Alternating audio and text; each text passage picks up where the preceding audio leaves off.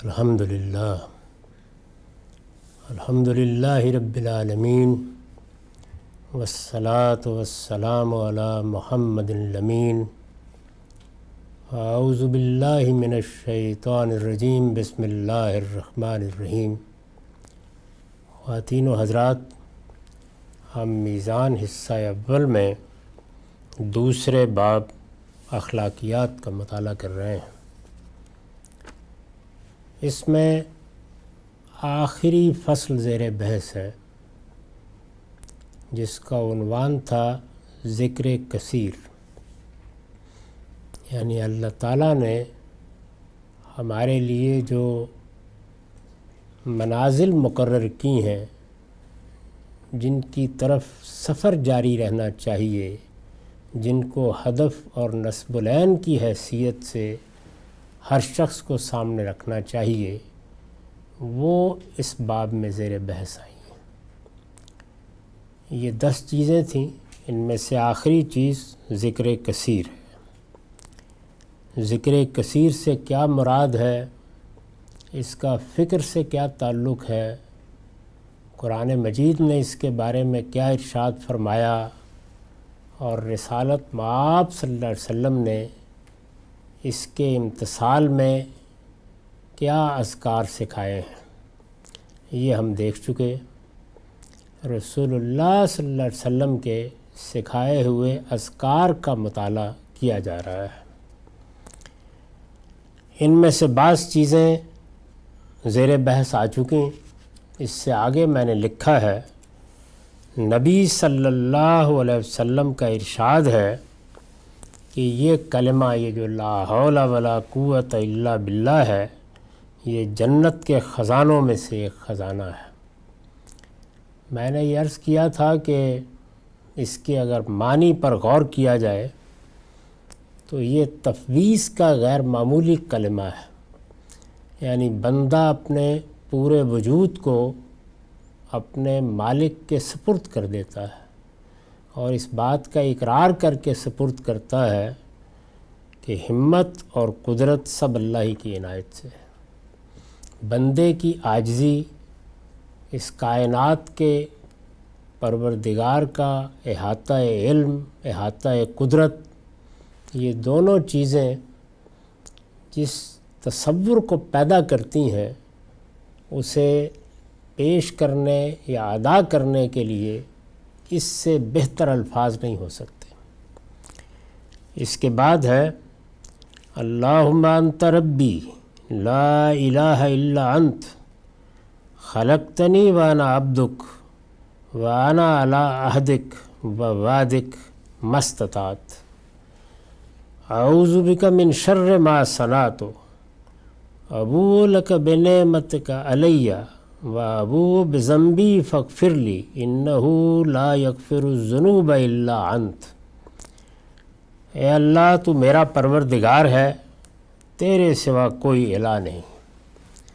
یہ واضح طور پر دیکھیے کہ تمام دعاؤں میں پہلی چیز اللہ تعالیٰ کی سچی معرفت کا اظہار ہے، یعنی وہ کون ہے، اس کی کیا حیثیت ہے، اس کی توحید کا کیا تصور ہے، کیونکہ یہی وہ چیز ہے جو اللہ اور بندے کے تعلق میں بنیاد کا کام دیتی ہے۔ اس میں غلطی ہو جائے تو پھر آگے تا سریہ میرود دیوار کج۔ اے اللہ، تو میرا پروردگار ہے، تیرے سوا کوئی الہ نہیں۔ خلقتنی وانا عبدک، تو نے مجھے پیدا کیا ہے اور میں تیرا بندہ ہوں۔ رسالت مآب صلی اللہ علیہ وسلم کی دعاؤں میں بھی یہ اسلوب ہے، اور قرآن میں بھی، کہ اس میں چیزیں اس طرح بیان ہوتی ہیں کہ استدلال بھی نمایاں ہوتا چلا جاتا ہے۔ یعنی جب خالق تو ہے اور میں محض تیری مخلوق ہوں، تو اس کے لازمی نتیجے کے طور پر مجھے اپنے آپ کو بندہ ہی سمجھنا چاہیے اور بندے ہی کی حیثیت سے جینا چاہیے۔ یہی وہ حقیقت ہے جسے دوسرے لفظوں میں قرآن مجید نے اس طرح بیان کیا ہے کہ وَمَا خَلَقْتُ الْجِنَّ وَالْإِنسَ إِلَّا لِيَعْبُدُونَ۔ یہ جن اور انسان پیدا ہی اس لیے کیے گئے ہیں کہ یہ اللہ کے بندے بن کر رہے ہیں، اپنی بندگی کے احساس کے ساتھ جینا، یہی دین کی حقیقت ہے۔ یعنی جب یہ بات واضح ہو جاتی ہے کہ میں بندہ ہوں اور وہ میرا پروردگار ہے، تو بس اس کے بعد اس حقیقت کی تفصیلات ہیں جن کو ہم دین کہتے ہیں۔ تو یہاں پر بھی اسی کا اقرار کیا ہے کہ تو نے مجھے پیدا کیا ہے اور میں تیرا بندہ ہوں۔ اب بندہ ہوں تو بندہ ہونے کی حیثیت سے ایک غیر تحریری عہد وجود میں آ جاتا ہے۔ یہ بالکل اسی طرح ہے جیسے میں کسی کا بیٹا ہوں، تو جیسے ہی میں والدین کو اپنے والدین کی حیثیت سے پہچان لیتا ہوں، ان کی معرفت حاصل کر لیتا ہوں، تو آپ سے آپ ایک عہد وجود میں آ جاتا ہے، جو اگرچہ لکھا ہوا تو نہیں ہوتا، لیکن ہر سلیم الطبع انسان مانتا ہے کہ ہم اس عہد کے شعور کے ساتھ زندگی بسر کرتے ہیں۔ اس کو دیکھیے کن خوبصورت الفاظ میں بیان کیا ہے، وَأَنَا عَلَىٰ عَهْدِكَ وَوَعْدِكَ مَا اسْتَطَعْتُ، یعنی پہلے کہا کہ تو نے مجھے پیدا کیا ہے اور میں تیرا بندہ ہوں، اب فرمایا کہ اور اپنی استطاعت کے مطابق تیرے عہد اور وعدے پر قائم ہوں۔ یہی اصل میں وہ چیز ہے کہ جس کو آپ دین کے میثاق سے تعبیر کرتے ہیں۔ اسی کے بارے میں نے بارہا توجہ دلائی ہے کہ جب ہم ایمان قبول کرتے ہیں یا شعوری طور پر اسلام کو اختیار کرتے ہیں، تو حقیقت میں اس وعدے اور اس عہد میں آ جاتے ہیں، اور اس وعدے اور اس عہد میں آنے ہی کے نتیجے میں پھر اگر انحراف کرتے ہیں یا کسی بڑے جرم کا ارتکاب کرتے ہیں تو اس پر بڑی سنگین سزائیں رکھی گئی ہیں، دنیا میں بھی اور آخرت میں بھی۔ اس کے بعد ہے کہ میں اپنے اعمال کی برائی سے تیری پناہ مانگتا ہوں، اپنے اوپر تیری نعمتوں کا اعتراف اور اپنے گناہوں کا اقرار کرتا ہوں۔ یہ ایک بندے کی جگہ ہے، یعنی وہ عاجزی کے مقام پر کھڑا ہوتا ہے، اس کے ہاں کسی تکبر کا کوئی سوال نہیں ہے، وہ اپنی کمزوریوں سے واقف ہوتا ہے اور اپنی دعاؤں میں، اپنی مناجاتوں میں اپنی کمزوریوں کا اعتراف کرتا رہتا ہے۔ یہ دعا اللہ کے آخری پیغمبر کی ہے۔ اس سے اندازہ کیا جا سکتا ہے کہ بندے کو کس عاجزی کی جگہ پہ کھڑے ہو کے اس کائنات کے مالک کے ساتھ معاملہ کرنا چاہیے۔ میں اپنے اعمال کی برائی سے تیری پناہ مانگتا ہوں، اپنے اوپر تیری نعمتوں کا اعتراف اور اپنے گناہوں کا اقرار کرتا ہوں۔ اس میں یہ جملہ بھی بڑا بلیغ ہے کہ میں اپنے اعمال کی برائی سے تیرے پناہ مانگتا ہوں۔ یعنی ہم بعض اوقات عمل ہی برا کرتے ہیں، اور بعض اوقات عمل ہماری نگاہ میں تو اچھا ہوتا ہے، لیکن اپنے نتائج کے لحاظ سے، اپنے عواقب کے لحاظ سے وہ مسائل پیدا کر دیتا ہے۔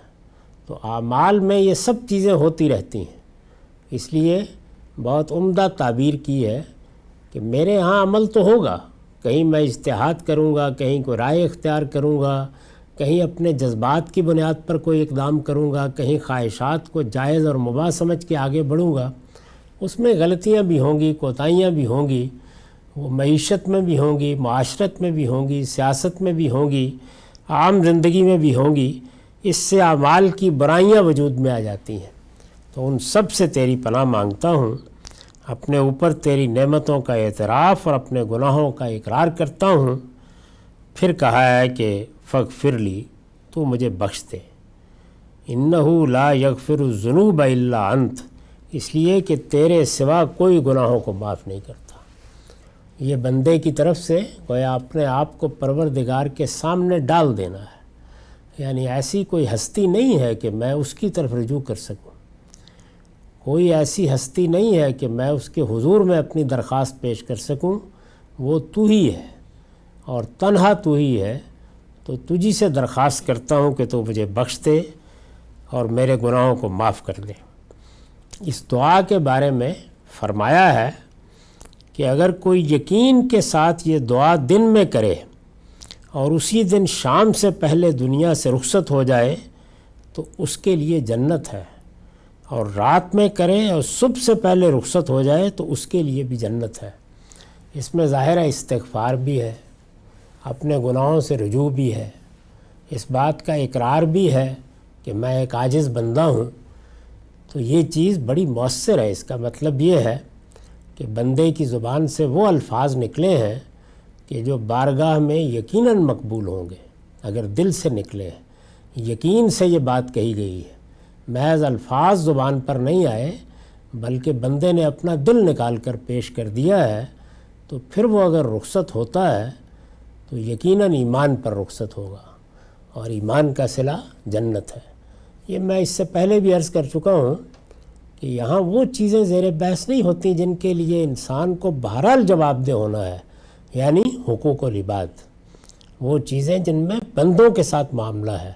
یہ سب بشارت اللہ تعالیٰ اپنے بارے میں دیتے ہیں، اللہ معاف کر دے گا، اللہ کرم فرمائے گا، اللہ کی عنایت ہوگی۔ جو چیزیں اللہ ہی سے متعلق ہیں ان کے بارے میں وہ عفو و درگزر فرمائے گا، اس ایمان کو، اس یقین کو قبول کر لے گا۔ لیکن اگر بندوں کا کوئی حق واجب ہوتا ہے تو وہ طے ہے کہ ادا کرنا ہوگا، دنیا میں بھی ادا کرنا ہوگا اور آخرت میں بھی بندوں کے ساتھ معاملہ ہوگا، یعنی وہاں پر بھی یہ فیصلہ کیا جائے گا کہ اب معافی ہوتی ہے یا کچھ لے دے کے معاملہ ہوتا ہے۔ اور اس میں بڑی تنبیہ فرمائی ہے رسول اللہ صلی اللہ علیہ وسلم نے کہ وہاں دینے کے لیے کیا ہوگا؟ نیکیاں ہوں گی، لینے کے لیے کیا ہوگا؟ دوسرے کی برائیاں ہوں گی۔ تو اس وجہ سے آدمی کو اللہ کی پناہ مانگنی چاہیے کہ وہ حقوق العباد میں سے کسی چیز کا بار لے کر وہاں چلا جائے۔ یہ سب دعائیں، یہ مغفرت، یہ اللہ کی بخشش، یہ اللہ تعالیٰ کے متعلق چیزوں کے بارے میں ہے۔ اس کے بعد ہے الحمدللہ الذی احیانا بعد ما اماتنا والیہ النشور۔ یہ صبح اٹھنے کی دعا ہے، یعنی جب آدمی ایک لحاظ سے موت کی آغوش میں چلا جاتا ہے اور پھر اس کے بعد اس کی آنکھ کھلتی ہے۔ قرآن مجید نے بھی یہ بتایا ہے کہ جب ہم سوتے ہیں تو یہ در حقیقت موت کی یاد دہانی ہے، یعنی بالکل وہی معاملہ ہوتا ہے کہ کوئی نہیں بتا سکتا کہ وہ کون سا لمحہ تھا جب اس کی آنکھ لگ گئی۔ اسی طرح کا معاملہ ہر اس شخص کے ساتھ ہوتا ہے جب وہ دنیا سے رخصت ہونے کے قریب آتا ہے۔ وہ وقت ہوتا ہے کہ جب پھر ایک ہچکی آتی ہے اور بندہ اپنے پروردگار کی بارگاہ میں حاضر ہو جاتا ہے۔ کوئی نہیں جانتا کہ یہ مرحلہ کب آئے گا، یہ موقع کب آئے گا، کوئی نہیں جانتا، لیکن آ جاتا ہے۔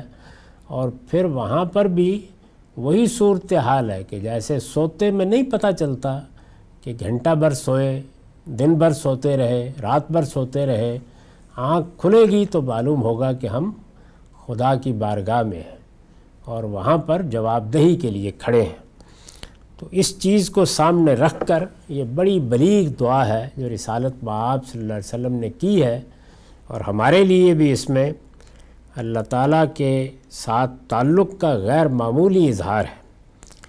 الحمدللہ الذی احیانا بعد ما اماتنا والیہ النشور۔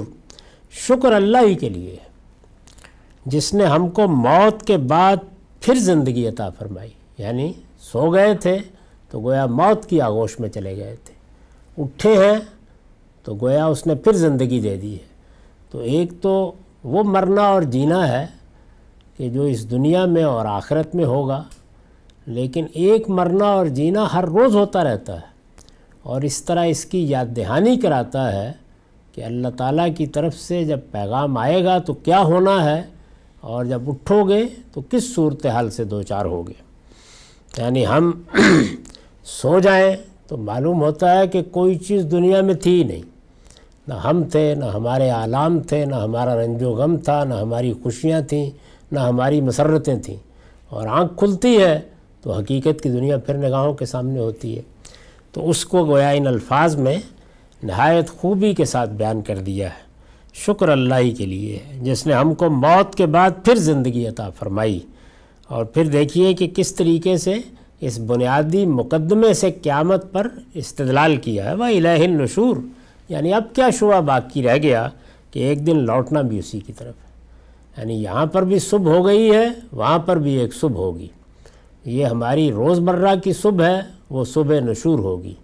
ہم سب اٹھیں گے اس کا بندہ اقرار کرتا ہے، اور یہ ایک دعا ہے کہ جو ہر روز جیسے ہی ایک بندہ مومن اٹھتے وقت کرتا ہے، آنکھ کھلتی ہے تو کرتا ہے، تو یاد دہانی کراتی رہتی ہے کہ تمہیں قیامت میں بھی اسی طرح اٹھنا ہے۔ امسینا و امسل الملک للہ والحمد للہ لا الہ الا اللہ وحدہ لا شریک لہ لہ الملک و لہ الحمد وہو علی کل شیء قدیر اللہم انی اسألک من خیر ہذہ اللیلہ و خیر ما فیہا و اعوذ بک من شرہا و شر ما فیہا اللہم انی اعوذ بک من الکسل والحرم و سوء الکبر و فتنۃ الدنیا و عذاب القبر۔ ترجمہ ہے، ہم نے شام کی اور خدا کی بادشاہی بھی شام میں داخل ہو گئی۔ یہ کتنا خوبصورت اور عمدہ اسلوب ہے، یعنی یہ شام صرف مجھ پر اور آپ ہی پر نہیں آئی، دن غروب ہو گیا ہے، بلکہ پوری کائنات پر شام چھا گئی ہے۔ ہم نے شام کی اور خدا کی بادشاہی بھی شام میں داخل ہو گئی ہے۔ شکر اللہ کے لیے ہے، اور اللہ کے سوا کوئی الہ نہیں، وہ اکیلا ہے، اس کا کوئی شریک نہیں، بادشاہی اس کی ہے اور حمد بھی اسی کے لیے ہے، اور وہ ہر چیز پر قدرت رکھتا ہے۔ اے اللہ، میں اس رات کی بھلائی چاہتا ہوں اور اس کی بھی جو اس میں ہے، اور رات کی برائی سے تیری پناہ مانگتا ہوں اور اس سے بھی جو اس میں ہے۔ اے اللہ، میں سستی سے، بڑھاپے کی برائی سے، دنیا کی آزمائش سے اور قبر کے عذاب سے تیری پناہ چاہتا ہوں۔ یہ بندہ عاجز کی دعائیں ہیں۔ ہمارے ہاں تو دین کا بیان سب فضائل اور کمالات کا بیان ہے، لیکن جب آپ پیغمبر کو براہ راست دیکھتے ہیں اور پیغمبر کی زندگی کو دیکھتے ہیں اور پیغمبر کی دعاؤں اور مناجاتوں کو دیکھتے ہیں، وہ چاہیں تو زبور میں دیکھیں، چاہیں رسالت میں آپ صلی اللہ علیہ وسلم کی دعاؤں اور مناجاتوں میں دیکھیں، عاجزی کا یہی مقام ہے۔ ہر جگہ یہی چیز نظر آئے گی۔ اندازہ کیا جا سکتا ہے کہ اس میں کیا کیا چیزیں ہیں جن سے اللہ کی پناہ مانگی ہے۔ اے اللہ، میں سستی سے، بڑھاپے کی برائی سے، دنیا کی آزمائش سے اور قبر کے عذاب سے تیری پناہ چاہتا ہوں۔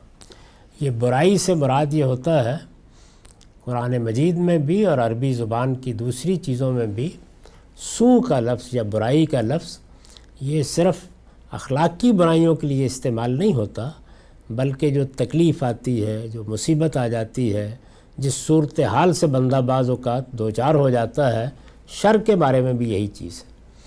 تو یہاں یہ اس پہلو سے بیان کیا ہے کہ بڑھاپا آتا ہے تو قوا مزمل ہو جاتے ہیں، بیماریاں انسان کا احاطہ کر لیتی ہیں، نہیں کہا جا سکتا کہ ایک دن اگلے دن کیا معاملہ پیش آ جائے گا۔ تو اللہ تعالیٰ سے پناہ مانگنی چاہیے کہ وہ اس سے نجات دے، یہ صورتحال نہ پیش آئے، وہ چلتے پھرتے اپنے حضور میں لے جائے۔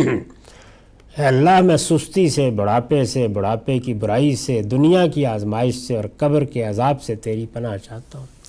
قبر کے عذاب کے بارے میں یہ بات بتائی جا چکی ہے کہ قرآن مجید سے یہ بالکل واضح ہو جاتا ہے کہ وہ لوگ جن کا معاملہ بالکل متعین ہے، جن کے لیے قیامت میں کسی حساب کتاب کی ضرورت نہیں ہے، جن کے لیے میزان لگانے کی کوئی ضرورت نہیں، ان کے ساتھ اگر وہ برائی کے علمبردار ہیں تو ایک طرح کا عذاب مرنے کے بعد شروع ہو جاتا ہے، اور اگر بھلائی کے اور خیر کے علمبردار ہوئے، دین میں سبقت کے مقام پر کھڑے رہے، اللہ نے ان کو صدیقین یا شہداء کا مرتبہ دیا، تو ان میں اللہ تعالیٰ کی نعمتیں اسی موقع پر آ جاتی ہیں، اور اسی کو قرآن نے بیان کیا ہے کہ عند ربہم یرزقون، یعنی جیسے ہی وہ یہاں سے رخصت ہوتے ہیں تو اللہ کی نعمتوں اور عنایتوں میں پہنچ جاتے۔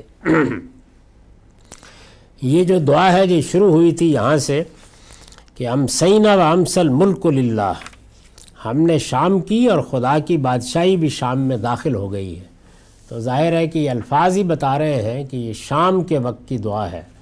نبی صلی اللہ علیہ وسلم اسی میں لفظ کی تبدیلی کر دیتے تھے، یہی دعا، یہی الفاظ، اور صبح کے وقت بھی کرتے تھے، یعنی اس میں یہ مضمون ہو جاتا تھا کہ ہم نے صبح کی اور خدا کی بادشاہی بھی صبح میں داخل ہو گئی۔ یہی دعا نبی صلی اللہ علیہ وسلم الفاظ کی مناسب تبدیلی کے ساتھ صبح کے وقت بھی کرتے تھے۔ اس کے بعد ہے اللہم انی اسلمت وجہی الیک وفوضت امری الیک والجأت ظہری الیک رغبتاً ورہبتاً الیک لا ملجا ولا منجا منک الا الیک آمنت بکتابک الذی انزلت ونبیک الذی ارسلت۔ دین پر جن لوگوں نے بھی کچھ غور کیا ہے یا وہ دین کا سچا عرفان رکھتے ہیں، سمجھتے ہیں اس کو، وہ اس بات کی گواہی دیں گے کہ اگر اللہ تعالیٰ کی سکھائی ہوئی دعاؤں میں سے کوئی دعا آخری درجے پر بہترین دعا ہے تو وہ فاتحہ ہے۔ یعنی بندے کو سکھایا گیا ہے کہ اس کو اللہ کا ذکر کیسے کرنا ہے، ان حقائق کا اعتراف کس طرح کرنا ہے جن پر ہمارے ایمان کی بنیاد قائم ہے، مانگنا کیا ہے اور کس طریقے سے مانگنا ہے۔ یہ وہ دعا ہے کہ جو اللہ نے خود سکھائی اور آخری درجے میں مقبول ہوئی۔ یہی دعا ہے جس کے جواب میں آخری نبوت آئی، اللہ کی آخری کتاب آئی اور انسان کو قیامت تک کے لیے اللہ کی ہدایت ملی، جو ہمارے لیے اب دین میں ایک ایسی حجت ہے کہ ادنا تردد کے بغیر ہم اس کی طرف رجوع کرتے اور فیصلہ کر لیتے ہیں کہ حق کیا ہے، باطل کیا ہے، صحیح کیا ہے، غلط کیا ہے۔ یہی حیثیت میرے نزدیک رسول اللہ صلی اللہ علیہ وسلم کی دعاؤں میں اس دعا کی ہے۔ اگر آپ غور کریں تو اس کی جامعیت، اس کی تعبیرات کی خوبی، اس میں حسن بیان کے پہلو بڑے غیر معمولی ہیں۔ ترجمہ یہ ہے، اللہ میں نے اپنے آپ کو تیرے حوالے کر دیا ہے۔ عام طور پر یہ معلوم ہوتا ہے کہ رات کے وقت یہ دعا کی جاتی تھی۔ اے اللہ میں نے اپنے آپ کو تیرے حوالے کر دیا ہے، اسلمت وجہی الیک۔ یہ پورے دین کا بیان ہے۔ یعنی انسان جب اس دنیا میں دین کا اعتراف کرتا ہے یا اسے قبول کرتا ہے یا شعوری طور پر اقرار کرتا ہے تو یہی کلمہ اس کی تعبیر ہے۔ چنانچہ سیدنا ابراہیم علیہ السلام جو اس معاملے میں امامت کے منصب پر فائز ہے، یعنی دین کی حقیقت، اس میں ان کی شخصیت عالمی سطح پر ایک اسوے کی حیثیت رکھتی ہے، تو انہوں نے یہی تعبیر اختیار کی کہ اسلمت لرب العالمین، میں نے اپنے آپ کو جہانوں کے پروردگار کے حوالے کر دیا۔ اے اللہ میں نے اپنے آپ کو تیرے حوالے کر دیا۔ یہ اسلام کی حقیقت ہے۔ عام طور پر لوگ اسلام میں سلامتی کا مفہوم دیکھتے ہیں اور یہ کہتے ہیں کہ یہ سلامتی کا دین ہے۔ اس میں کوئی شبہ نہیں کہ سلامتی کا دین ہے، لیکن اسلام کے یہ معنی نہیں ہے۔ اسلام کے معنی ہے اپنے آپ کو حوالے کر دینا، ٹو سرنڈر، یعنی میں نے اپنی مرضی، میں نے اپنا وجود پورے شعور کے ساتھ اپنے پروردگار کے حوالے کر دیا۔ اسی کو اسلام کہتے ہیں۔ اے اللہ میں نے اپنے آپ کو تیرے حوالے کر دیا ہے، وفوضت امری الیک، اور اپنا معاملہ تیرے سپرد کر دیا ہے۔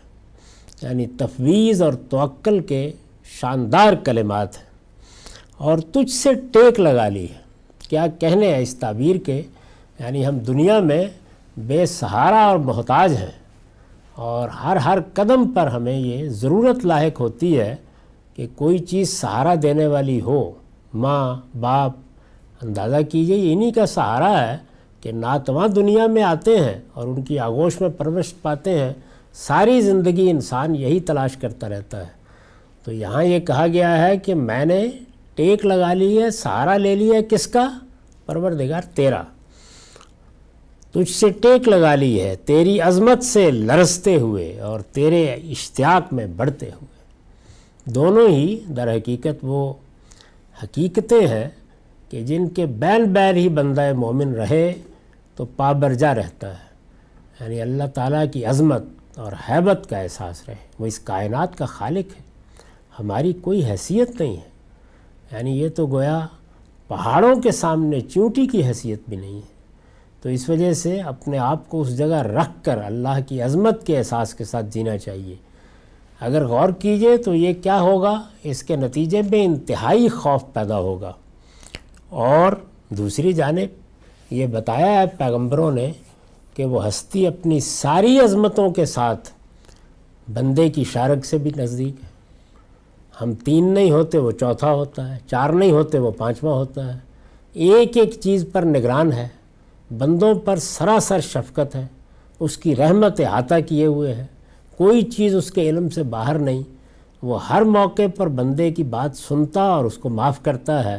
تو ظاہر ہے کہ یہ چیز اشتیاق پیدا کرتی ہے، محبت پیدا کرتی ہے، تعلق پیدا کرتی ہے۔ وہ میرا منعم حقیقی ہے، بہت کچھ دے کے مجھے دنیا میں بھیجا اور ہر روز بہت کچھ دیتا رہتا ہے۔ تو دونوں پہلوؤں کو اس دعا میں اللہ کے آخری پیغمبر نے نہایت خوبی سے سمیٹ دیا ہے، تیری عظمت سے لرزتے ہوئے اور تیرے اشتیاق میں بڑھتے ہوئے، یعنی انتہائی محبت، انتہائی خوف۔ اس کے بعد دیکھیے، رغبتاً و رہبتاً الیک، تجھ سے بھاگ کر کہیں پناہ اور کہیں ٹھکانہ نہیں، اور اگر ہے تو تیرے ہی پاس ہے، لا ملجا ولا منجا منک الا الیک۔ یعنی پیچھے جو باتیں کہی تھیں ان میں دیکھیے حوالے کر دیا ہے، اپنا معاملہ تیرے سپرد کر دیا ہے، تجھ سے ٹیک لگا لی ہے، اور پھر رغبتاً و رہبتاً الیک، تیری عظمت سے لرزتے ہوئے، تیرے اشتیاق میں بڑھتے ہوئے۔ اس کے بعد لا ملجا ولا منجا منک الا الیک، تجھ سے بھاگ کر کہیں پناہ اور کہیں ٹھکانہ نہیں، اور اگر ہے تو تیرے ہی پاس۔ یعنی یہ گویا اپنے آپ کو اس مقام پر کھڑا کرنا ہے کہ جہاں فرار کا کوئی راستہ باقی نہیں رہتا، بلکہ سچے اعتراف کے ساتھ بندہ یہ مان لیتا ہے کہ میرا پروردگار احاطہ بکل شیء بھی ہے اور ہر چیز کا علم بھی رکھتا ہے۔ تو جب اس کا علم بھی ہر چیز کا احاطہ کیے ہوئے ہے اور اس کی ذات بھی ہر چیز کا احاطہ کیے ہوئے ہے، کوئی چیز اس کی گرفت سے باہر نہیں ہے، اس عالم کا ہر ذرہ اسی کی ربوبیت سے جیتا ہے، وہی منعم حقیقی ہے، تو شبہ ہی نہیں ہے کوئی کہ پھر یہی چیز ہونی چاہیے، تجھ سے بھاگ کر کہیں پناہ اور کہیں ٹھکانہ نہیں، اور اگر ہے تو تیرے ہی پاس ہے۔ یہ سب چیزیں وہ معرفت ہے جو پیغمبر لوگوں کو دیتے ہیں، یعنی یہ معرفت یا یہ عرفان اس نوعیت کا نہیں ہے جیسے صوفیہ نے دیا ہے، یہ وہ معرفت ہے جو ایک عاجز بندے کو حاصل ہوتی ہے۔ اور پھر اس کے بعد وہ اقرار کیا ہے کہ آمنت بکتابک الذی انزلت وبنبیک الذی ارسلت، میں تیری کتاب پر ایمان لایا ہوں جو تو نے نازل کی ہے۔ اس میں بھی بہت خوبی کے ساتھ یہ تعلیم دی ہے کہ اللہ کی سچی معرفت اور یہ شعور جو اللہ کے پیغمبر کی دعاؤں سے حاصل ہوتا ہے، اس کے لیے جو آخری معیار ہے وہ کتاب ہے جو اللہ کے پیغمبر پر نازل ہوئی ہے، اسی کو ماخذ، اسی کو منبع بننا چاہیے اور اللہ کے پیغمبر ہی کی طرف رجوع کرنا چاہیے دین کے لیے، دین کی ہدایت کے لیے۔ اپنے توہمات سے یا تخیلات سے کوئی دنیا پیدا کر کے اس کے باہمی ربط کو عقلی طریقے سے متعین کرنا بالکل اسی طرح کا کام ہے جیسے کہ ایک ناول نگار کرتا ہے یا ایک ڈرامہ لکھنے والا کرتا ہے۔ وہ بھی ایک بڑی حقیقی فضا بظاہر محسوس ہوتی ہے جو پیدا کر دیتا ہے، لیکن کیا وہ حقیقت ہوتی ہے؟ تو اس دنیا کے حقائق کو، اس کائنات کے حقائق کو جاننے کے لیے ہمیں اللہ کی کتاب کی طرف رجوع کرنا ہے۔ اللہ تعالیٰ نے جو علم کے ذرائع یہاں دیے ہیں وہ ہمارے باطنی اور ظاہری حواس ہیں۔ اس کے بعد پھر اللہ کی کتاب ہے، اللہ کا پیغمبر ہے، وہی دین کا تنہا ماخذ ہے۔ تو اس کا اعتراف کیا ہے کہ آمنت بکتابک الذی انزلت وبنبیک الذی ارسلت، اور تیرے نبی پر ایمان لایا ہوں جسے تو نے رسول بنا کر بھیجا ہے۔ روایتوں میں یہ آتا ہے کہ یہ دعا جب رسول اللہ صلی اللہ علیہ وسلم نے اپنے صحابہ کو سکھائی تو ایک صحابی نے اس کو الٹ دیا، وَرَسُولَكَ الَّذِي أَرْسَلْتَ، یعنی تیرا وہ رسول جسے تو نے بھیجا ہے۔ تو آپ نے فرمایا کہ نہیں، تصحیح کرو، بِنَبِيِّكَ الَّذِي أَرْسَلْتَ۔ اور آپ غور کر کے دیکھیے تو نبی اور رسول کے بارے میں جتنی بحث ہے 2 لفظوں میں سمیٹ دی، سب نبی ہیں، سب کے سب نبی ہیں، نبیوں میں سے کچھ کو اللہ رسالت کے منصب پر بھی فائز کرتا ہے۔ تو اپنے بارے میں تصحیح فرمائی کہ یہ کہو کہ وَبِنَبِيِّكَ الَّذِي أَرْسَلْتَ، تیرے نبی پر ایمان لایا ہوں جسے تو نے رسول بنا کر بھیجا ہے۔ نبی صلی اللہ علیہ وسلم کا ارشاد ہے کہ جس نے رات کو سوتے وقت یہ دعا کی اور اسی رات دنیا سے رخصت ہو گیا، اس کی موت اسلام پر ہوگی، یعنی اللہ تعالیٰ اس کو مسلمان کی حیثیت سے اٹھائے گا۔ اس سے بڑی کیا سعادت ہو سکتی ہے؟ اور اس میں شبہ نہیں کہ یہ جہاں جہاں بھی اس طرح کی بات کہی جاتی ہے تو اس سے مراد کیا ہے، یعنی پورے شعور کے ساتھ یہ دعائیں زبان پر آئیں۔ جب انسان یہ کلمات دہرائے تو وہ سمجھ کر دہرائے کہ میں کیا کہہ رہا ہوں۔ عربی زبان کے الفاظ محض رٹ کر دہرا دینے کا نام یہ دعا کرنا نہیں ہے، ان کا مطلب کیا ہے، ان میں کس چیز کا اقرار ہے، کن حقائق کا اعتراف ہے، اصل چیز وہ ہے، تو اس کو سامنے رکھ کر یہ دعائیں کرنی چاہیے۔ اللہم رب السماوات والارض ورب کل شیء فالق الحب والنوا منزل التوراۃ والانجیل والقرآن اعوذ بک من شر کل ذی شر انت آخذ بناصیتہ انت الاول فلیس قبلک شیء وانت الآخر فلیس بعدک شیء وانت الظاہر فلیس فوقک شیء وانت الباطن فلیس دونک شیء اقض عنی الدین واغننی من الفقر۔ اے اللہ، آسمان کے پروردگار اور ہر چیز کے پروردگار۔ نبی صلی اللہ علیہ وسلم کی دعاؤں میں یہ جو اسالیب کی بلاغت ہوتی ہے، اے اللہ زمین و آسمان کے پروردگار اور ہر چیز کے پروردگار، دانے اور گٹھلی کو پھاڑنے والے۔ قرآن مجید نے بھی یہ اسلوب اختیار کیا ہے، قل اعوذ برب الفلق۔ اگر غور کر کے دیکھیے تو اس پوری دنیا میں جو کچھ بھی اللہ نے پیدا کیا ہے اس میں جو قوت ہے وہی علم ہے، اور اس کا ظہور ہمیشہ اسی طرح ہوتا ہے، جیسے کہ ایک چیز پھٹ گئی ہے، کوئی دانہ، کوئی گٹھلی، پوری کائنات، اور پھر اس کے اندر سے یہاں تک کہ بادلوں کو بھی اسی تعبیر سے ادا کیا ہے کہ تم دیکھتے ہو کیسے ملے ہوئے ہوتے ہیں اور پھر پھٹ جاتے ہیں اور ان کے اندر سے میں برسنا شروع ہو جاتا ہے۔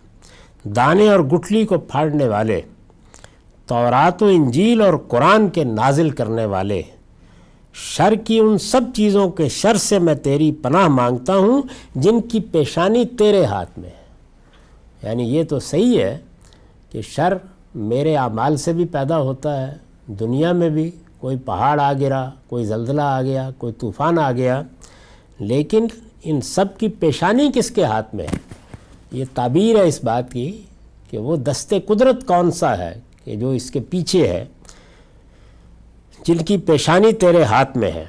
اور اس کے بعد دیکھیے قرآن مجید میں اللہ تعالیٰ کی یہ صفات بیان ہوئی ہیں ایک جگہ پر، اس سے لوگوں نے کیا کیا مضامین پیدا کیے ہیں اور کس طرح سے ایک پورا کا پورا نظام فکر قرآن مجید کے بالمقابل پیدا کر لیا ہے، اور اللہ کے پیغمبر نے ان کو کس طرح واضح کیا ہے اور ایک دعا میں واضح کر دیا ہے۔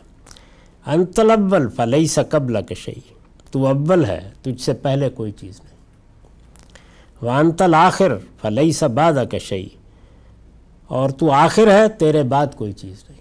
یعنی مطلب یہ ہے کہ ہم تو تمام مخلوقات کو زمان کی محدودیتوں میں دیکھتے ہیں، ایک چیز کی ایک ابتدا ہوتی ہے، ایک چیز کی ایک انتہا ہوتی ہے، کوئی چیز ایک وقت میں وجود میں آتی ہے یا عدم سے پیدا ہوتی ہے اور اس کے بعد غائب ہو جاتی ہے، لیکن تجھ سے پہلے کچھ نہیں۔ تو اول ہے، تجھ سے پہلے کوئی چیز نہیں، اور تو آخر ہے، تیرے بعد کوئی چیز نہیں۔ یہ گویا سادہ لفظوں میں اس بات کا بیان ہے کہ تو زمان کی محدودیتوں سے ماورا ہے، بالاتر ہے۔ اس کے بعد دوسری چیز کیا ہے؟ یہاں جو کچھ بھی ہے، میں ہوں، آپ ہیں، مخلوقات ہیں، وہ مکان میں ہے، یعنی ہمارے گرد ایک مکان ہے کہ جس کے اندر ہم گھرے ہوئے ہیں۔ تو اللہ کے بارے میں اس کی نفی کی اور فرمایا کہ تو ظاہر ہے، تیرے اوپر کوئی چیز نہیں، اور تو باطن ہے، تیرے نیچے کوئی چیز نہیں۔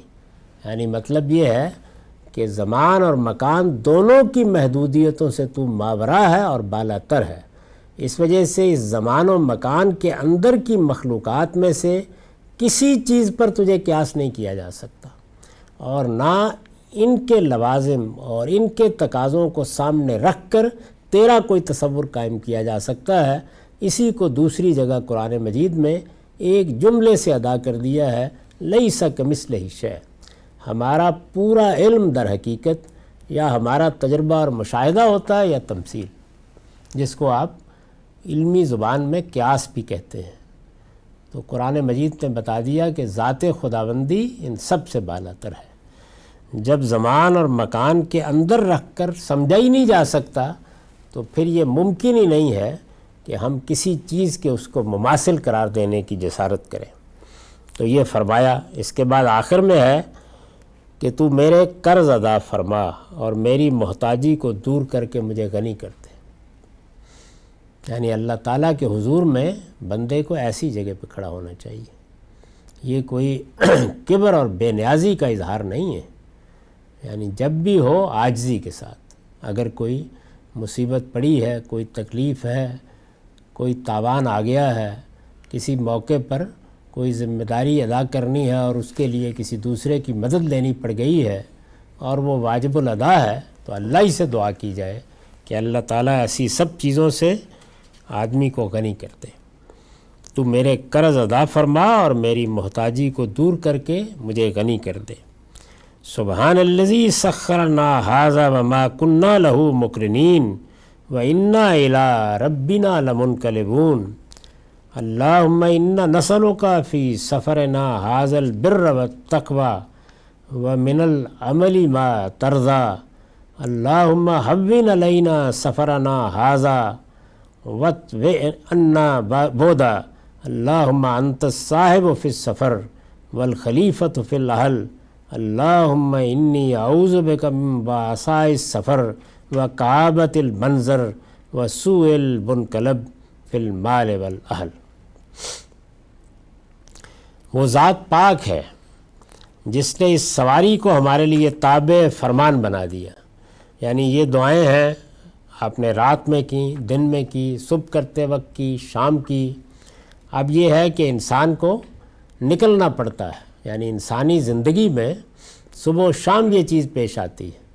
آپ اٹھتے ہیں، بیٹھتے ہیں، کھاتے ہیں، پیتے ہیں، لیکن پھر نکلتے ہیں کسی کام کے لیے، تو وہاں سفر درپیش ہوگا۔ وہ ذات پاک ہے جس نے اس سواری کو ہمارے لیے تابع فرمان بنا دیا ہے۔ اب اونٹ پر سوار ہوں گے، گھوڑے پر سوار ہوں گے، یا آج کے زمانے کی سواریاں ہوں گی، ورنہ ہم اس پر غلبہ حاصل نہیں کر سکتے تھے۔